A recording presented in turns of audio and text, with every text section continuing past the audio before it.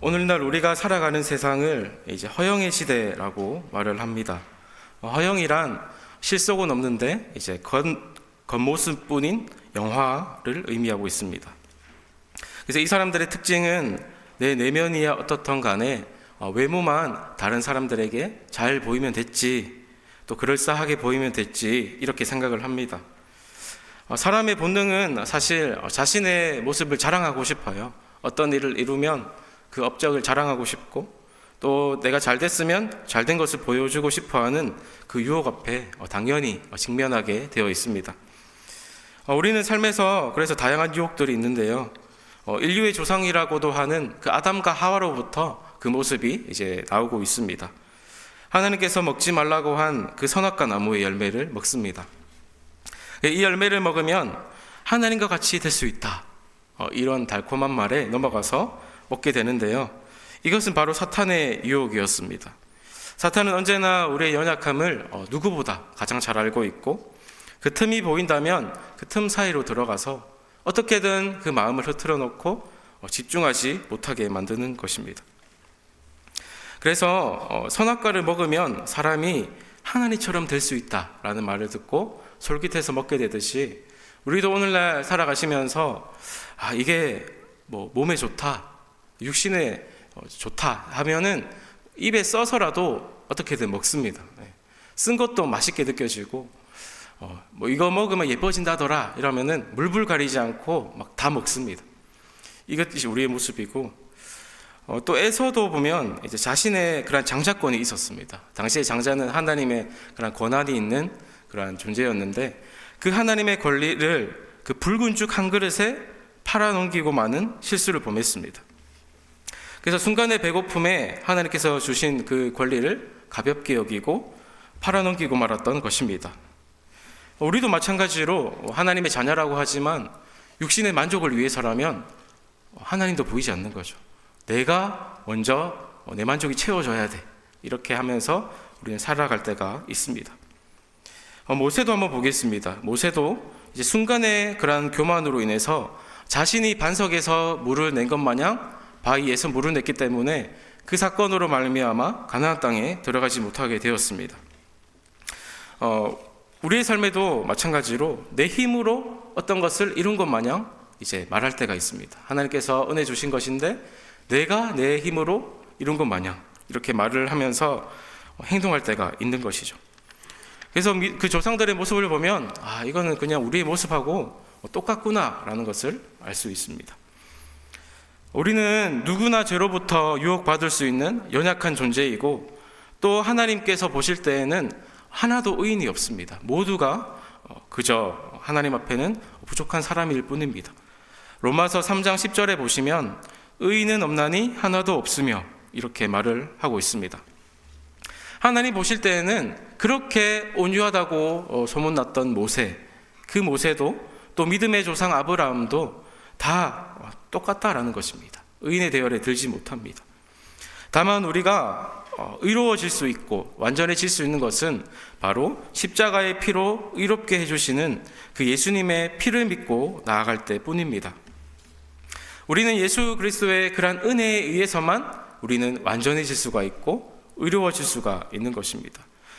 그 피를 제외하고서는 우리 모두가 아무도 하나님 앞에 자랑할 수 없습니다.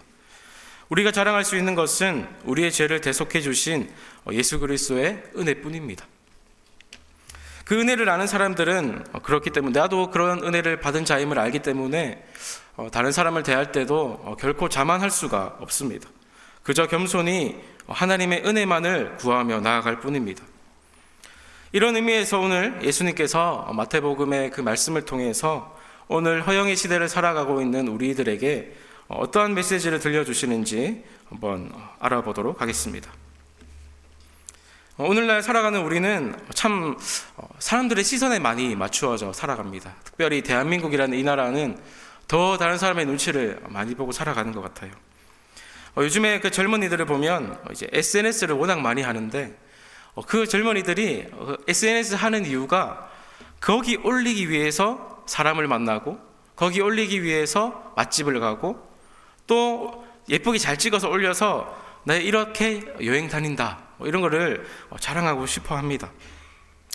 거기 올리기 위해서 움직이는 사람들은 이 사람들은 내 삶의 주체가 아니라 다른 사람들을 더 의식해서 살아가는 사람들이라 말할 수 있습니다. 예수께서도 말씀하시기를 이제 구제를 할 때 있어서 사람에게 보이려고 너의 의를 행하지 말라 이렇게 말씀을 하십니다. 우리 오늘 읽으신 1절과 2절 우리 한번 같이 읽어보도록 하겠습니다. 1절 2절 시작. 사람에게 보이려고 그들 앞에서 너희 의를 행하지 않도록 주의하라. 그리하지 아니하면 하늘에 계신 너희 아버지께 상을 받지 못하느니라.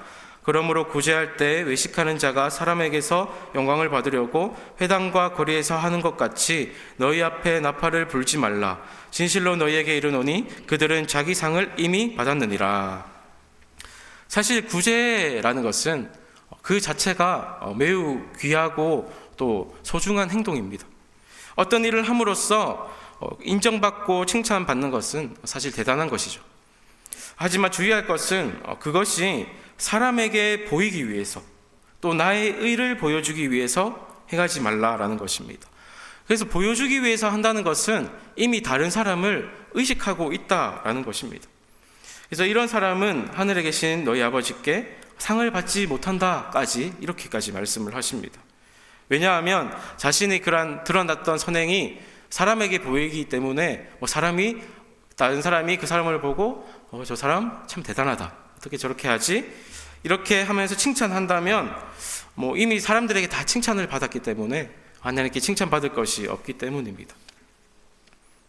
그래서 성경에서 하나님은 다른 사람이 오히려 주목하지 않는 곳에 주목하라 이렇게 말씀하십니다. 그래서 성경에 한번 보면 우리가 하나님의 모습을 보면 언제나 작고 연약한 자들 그리고 힘이 없는 자들과 함께 하신다는 것을 우리는 알 수가 있습니다. 우리 구약 성경에 보면 하나님은 항상 객과 고아와 과부와 나그네를 함부로 대하지 말라, 존대해라 이렇게 말씀을 하십니다. 또 심지어 그들을 위해서 여러 가지 율법과 제도를 남기신 것도 알 수 있습니다. 곡식도 남겨두어라. 그들을 위해서 다 거두지 말고 남겨두어라. 이렇게도 말씀을 하셨죠. 신약 성경에도 보면 예수님께서 이 땅에 오셔서 부자들, 왕자들하고 다니신 것이 아니고 항상 보시면 병든 자, 가난한 자, 정말 하루하루 힘겹게 살아가는 자들과 함께 다니셨습니다. 그래서 그들을 고치시면서 하나님의 나라를 선포하신 분이 예수님이십니다. 그래서 하나님, 예수님 이렇게 선택한 분들을 보면 하나같이 연약하고 보잘것이 없는 그런 사람들임을 알 수가 있습니다. 그래서 우리도 삶에서 우리 드러나는 사람들이 있잖아요. 그런 사람들이 있고 또 드러나지 않는 사람들이 있습니다. 그래서 주목하지 않는 사람을 주목하려는 훈련을 해야 됩니다. 그렇게 우리가 일단 눈으로 보고 판단하는 자세를 내려놓아야 하는 것입니다. 사실 예수님의 모습을 보면 만왕의 왕으로 오셨습니다. 오셔가지고 왕으로서 충분히 사람들에게 경배와 찬양을 받기에 합당하신 분이셨습니다. 그래서 가시는 곳마다 사람들이 어떻게 알고 다 모여들어서 붐볐습니다. 그 모습을 보고 이제 이분이 우리들의 구세주다, 왕이다 해서 왕으로 삼으려고 할 때마다 예수님은 산으로 가셔서 기도를 하셨습니다. 그래서 제가 어렸을 때 사람들이 예수님을 왕으로 삼으려고 할 때마다 예수께서 그 자리를 피하시고 산으로 가서 기도하셨더라. 저는 이 구절이 어렸을 때부터 굉장히 좀 인상 깊게 많이 봤습니다. 그래서 나도 나중에 그런 자리에 서게 된다면 항상 이 예수님의 모습을 기억해야지 이렇게 제가 다짐한 적이 있습니다. 그래서 예수님께서 모습을 보면 예수님은 자신의 정체성이 분명한 분이셨어요. 섬김을 받으려 함이 아니라 섬기려고 오셨다. 그리고 나의 목숨을 많은 사람의 대속물로 주러 오셨다. 이렇게 자신의 정체성이 분명하신 분이 바로 예수님이셨기 때문에 정체성을 또 지키기 위해서라도 예수님은 그렇게 왕으로 삼고자 하셨을 때에도 왕으로 추대받지 않으셨습니다. 그래서 진짜는 사실 드러내려고 하지 않아도 드러나는 것이죠. 사람들이 맛집을 어떻게 그렇게 잘 아나 싶을 정도로 그 구석에 있는 맛집도 다 찾아가듯이 사실 진짜 맛있으면 말 안 해도 입소문 타고 다 찾아오게 돼 있습니다. 그런데 가짜는 어떻게든 좀 맛있게 보이려고 하는 거죠. 사진도 잘 찍어가지고 우리 집에 오면 진짜 맛있게 먹을 수 있다. 그래서 제가 그 집을 따라서 한번 가본 적이 있는데 진짜 이게 왜 어떻게 올라온 거지? 막 이렇게 생각한 적도 제가 있습니다. 그래서 가짜는 어떻게든 흉내내고 싶어 하는 거예요. 진짜처럼 드러내려고 하는데 드러내려고 할수록 어떻게 되겠어요? 괴리감이 점점 커지면서 점점 내 마음속에는 허영이 가득 차게 되는 것입니다. 그래서 하나님께서는 우리의 중심을 아시는 분이십니다. 그래서 중심을 보시는 하나님 앞에 은밀하게 이렇게 나아가는 사람이 진짜 신앙인이라는 것입니다. 사람들은 요즘에 나의 모습이 드러나야지 인정을 받을 수 있다라고 생각을 합니다. 요즘 PR이라고도 하잖아요. 자기 PR을 잘해야 인정받는다 이런 말도 있는데 PR 하지 말자는 것이 아니고 정말 자신의 모습을 솔직하게 그리스도인답게 할 수 있어야 된다라는 것이고요. 또 내가 쌓은 실적이 있고 또 내가 세상 속에 자신의 위치가 있고 또 내가 보여지는 것들이 좋아야지 인정을 받는다 이렇게 생각을 합니다. 하지만 진짜 부자들은 부자인 티를 잘 안 낸다 하잖아요. 오히려 검소하게 다니듯이 신앙에 있어서도 진짜는 사실 보이는 것에 집착하지 않습니다. 보이지 않아도 하나님께서 알아주시지 이렇게 생각하면서 드러내지 않는 것입니다. 그러면서 바알과 아세라 선지자의 그 대결, 엘리야의 대결이 생각이 났는데요. 850대 1의 대결이었습니다. 그런데 바알과 아세라 선지자 850명은 자신의 신들 바알을 어떻게든 기도 응답을 받기 위해서 열심히 기도하는데 응답이 되지 않습니다. 그러자 더 바알의 신을 감동하기 위해서 피가 흐르기까지 칼과 창으로 자신의 몸을 상하게 하였더라 이렇게 구절이 나옵니다. 이에 비해서 엘리야의 모습을 보겠습니다. 엘리야의 기도는 오히려 그 도랑에 물을 3번이나 붓고 그 물이 가득한 곳에 하나님께 조용히 나아가서 기도했을 때 그러한 기도에 불이 내려서 번제물과 나무와 돌과 흙을 태우고 도랑의 물까지 핥았더라 이렇게 완벽하게 그 제단을 태워버리는 모습을 볼 수 있습니다. 단숨에 응답하신 것이죠. 그래서 바알과 아세라 선지자들의 생각에 자기네들의 신들이 내 노력에 의해서 내 노력이 가상한 만큼 응답해 주실 거다 이렇게 생각하고 거기에 정말 치중한 것이죠. 그런데 그곳에는 사실 자신의 공로가 숨겨져 있는 거예요. 그러한 모습들이 기독교 신앙에도 은근히 묻어져 있는 것 같습니다. 우리가 기도할 때 내가 이 정도 열심히 기도했는데 하나님 들어주셔야지 이렇게 생각하고 내가 이 정도 교회 봉사했는데 하나님 우리 가정 잘 되게 해주셔야지 이렇게 우리는 생각하는 그런 마음의 공로들이 있습니다. 그런데 우리가 믿는 하나님께서는 내가 믿는 그 공로가 다 무의미하다는 것을 가르쳐 주시는 분이십니다. 우리는 결코 나의 공로가 내 의가 잘나서 하나님께서 우리의 기도에 응답하시는 것이 아니고 하나님께서 전적으로 먼저 우리를 사랑해 주시고 그분께서 우리를 먼저 의롭다 해주시고 또 죄를 알지도 못하는 우리 위해서 십자가에 못 박혀 돌아가셨어요.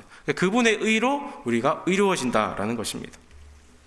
그래서 우리도 바알과 같이 행동을 통해서 바알의 선지자들 같이 우리의 그 모습을 통해서 나의 모습을 입증하려고 할 때가 있습니다. 열심히 하면 응답이 있을 것이라고 유혹을 합니다. 신앙뿐만 아니고 학생들에게도 야 너희들 공부 잘하면 행복해질 수 있다. 이런 식으로 자신의 행동을 열심히 하면 거기에 대한 대가를 받는다라고 말을 합니다. 그래서 거기에 공부에 목숨을 걸게 만드는 것이죠. 또 나중에 공부하거나 취직하려고 할 때 공부 잘해가지고 취직 잘해서 좋은 회사 가면 행복할 수 있다. 거기에 목숨을 걸어라. 이렇게 말을 합니다.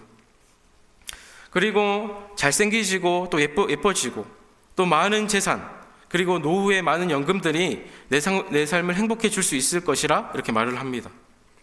그래서 이러한 세상의 그러한 문화와 관점에 따라 우리가 세상을 바라볼 때가 있습니다.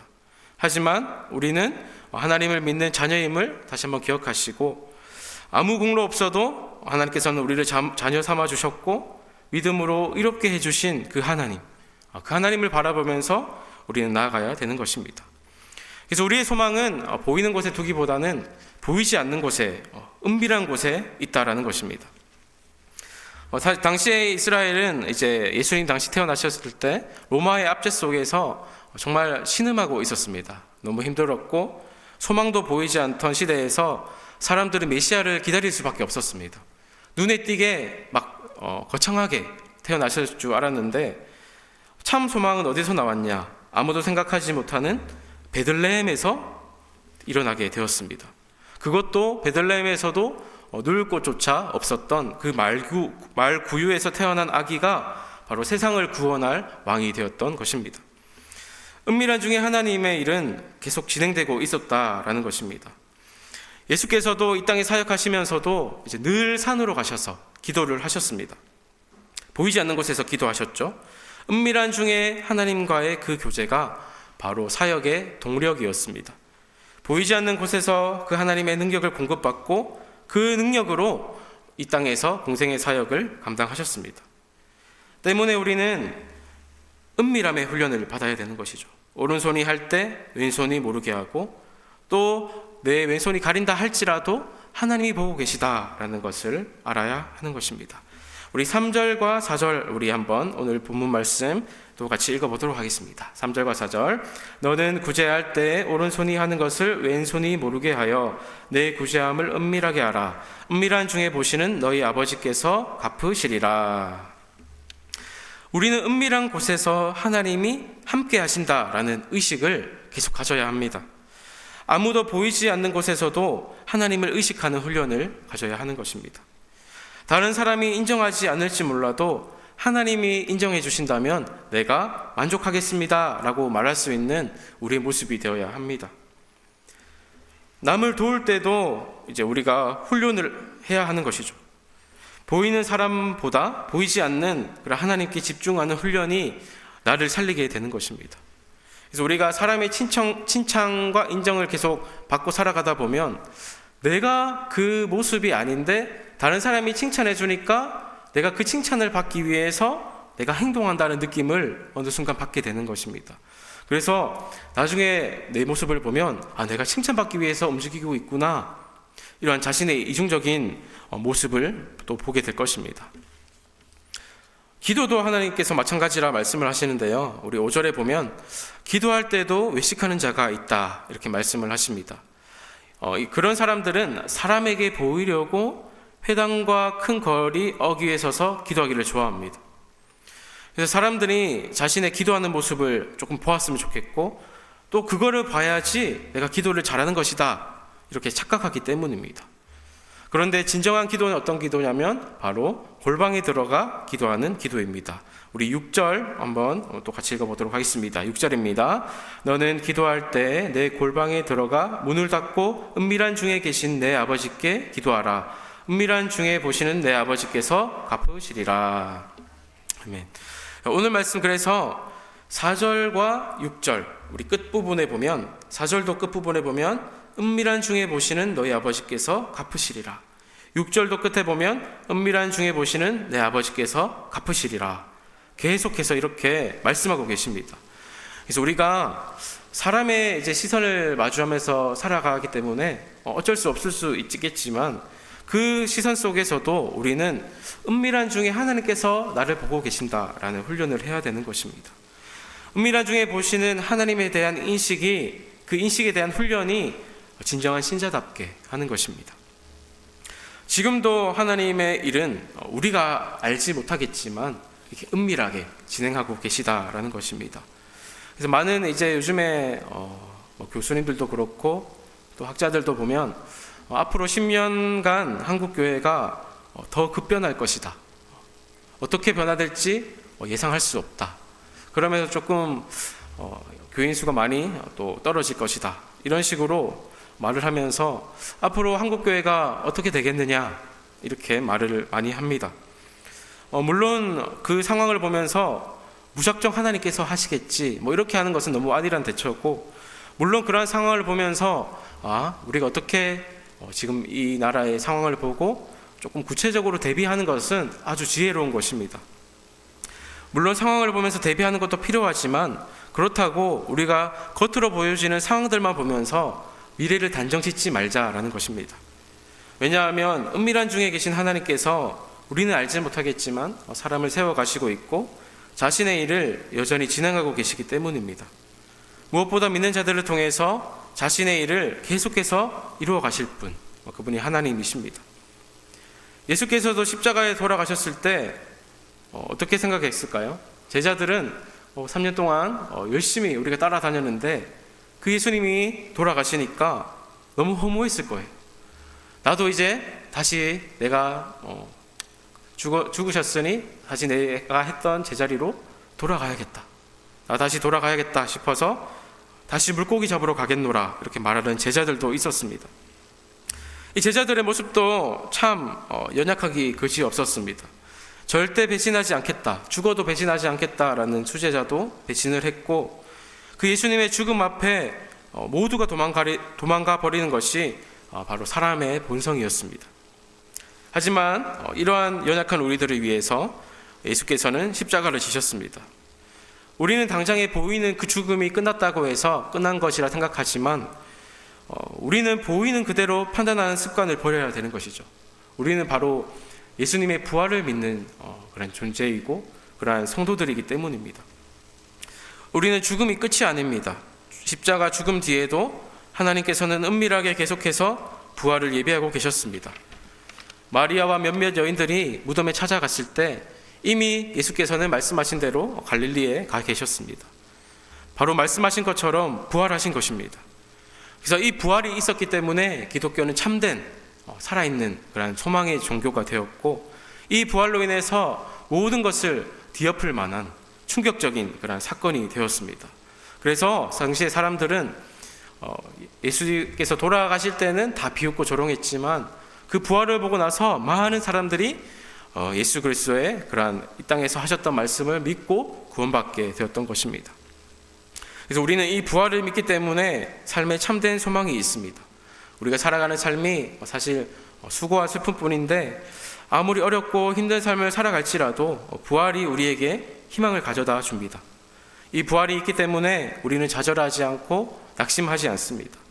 고된 현실 속에서도 기쁨을 주시고 늘 함께 하시며 힘이 되어 주신다라는 사실입니다.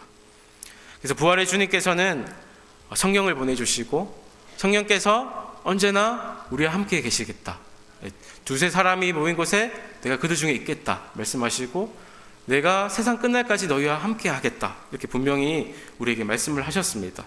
그래서 누군가 함께 하신다는 이 사실 하나만으로 우리가 그것이 나의 삶을 일으키는 것입니다. 우리의 삶이 고달프고 힘들다고 할지라도 그럼에도 불구하고 은밀한 중에 여전히 함께 하시고 보고 계시는 그 하나님이 함께하고 있기 때문에 나는 오늘도 일어난다. 나도 오늘 새 힘을 얻는다.